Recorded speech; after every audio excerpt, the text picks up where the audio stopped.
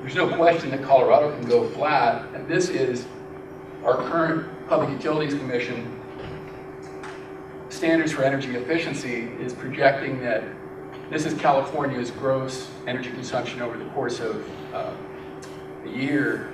And 4 years ago, we were projecting just an inexorable rise in electricity consumption.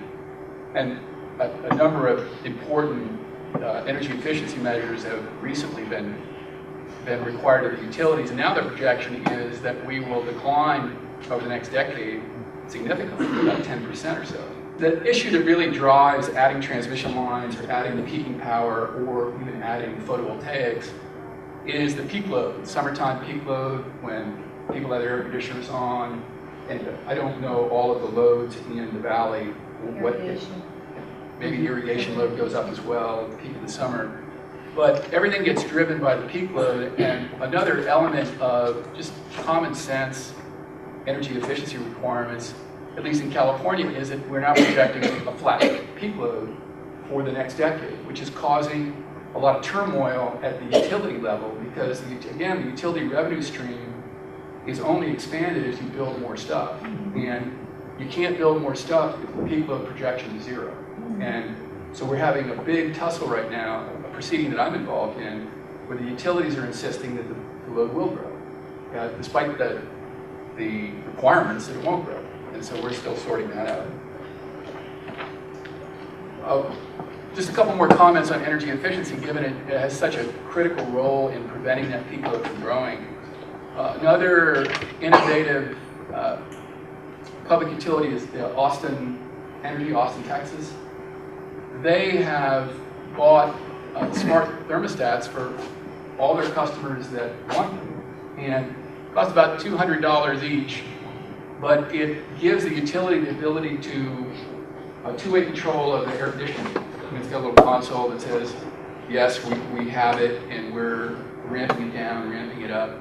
And it's set up so that they're cycling air conditioning units, so that somebody's off for 10 or 15 minutes and another one is off for 10 or 15 minutes, with the idea being that you don't want the temperature to rise beyond the comfort level, a few degrees, and you cycle back on. But it allows them to use these smart thermostats as a de facto peaking unit, where they can guarantee that they will reduce, in fact, in this case, where they will reduce peak load by 45 minutes. That's a contractual guarantee in operating the thermostats. And so it's another way of dealing with peak loads besides adding new transmission lines. One of the primary, this gets back to this idea of reducing loads, is one of our state policy objectives now is that all new residential construction by 2020 be net zero, meaning you carry your own load. Most of that would be rooftop photovoltaic, all commercial net zero by 2030. And it is already trickling down into retrofits, that you would retrofit on panels so that you're net zero. And to the extent that this approach is carried to fruition, the loads are just going to drop. And so this is a simple, straightforward approach with the fairly precipitous drop in the cost of photovoltaics. This will just accelerate, I think, over time. And just another mention of that, the real success is that California Solar Initiative, and that's all about retrofitting existing structures to get them at or near net zero. It's working. There's a program, we have a different name for it in California. Here it is the Property Assessment Clean Energy Program. Great program where there's a revolving fund where energy efficiency upgrades to homes and businesses and solar panels as well can be property taxes, no upfront money, so that in theory, in most cases, in all cases, ideally, you would be paying less per month by doing this than you would just paying the utility for buying power straight to the grid. It would depend to some degree. I think the electric rates are lower here than in California, and so it depends on the rates. Great program. I think you got started in Boulder. That got started. Yeah, in Colorado it started. Because then it moved out to California, and it's starting to really catch a lot of interest in California. I know that San Diego County just is launching a major program of this type now. San Diego just launched one, and every area has got their own unique problems, and SDG&E is San Diego Gas and Electric, and you're probably aware of our unique problem, which are firestorms. We have firestorms every few years that roll through and kill people and do a few $1 billion worth of damage. And the red part of our county map here shows that our areas that our utilities are proposing to cut their electricity off when there's a threat of a firestorm. And for people who live out there who need electricity to operate pumps and other things, they're not keen on having their electricity cut off when the firestorms come in their way, and that's understandable.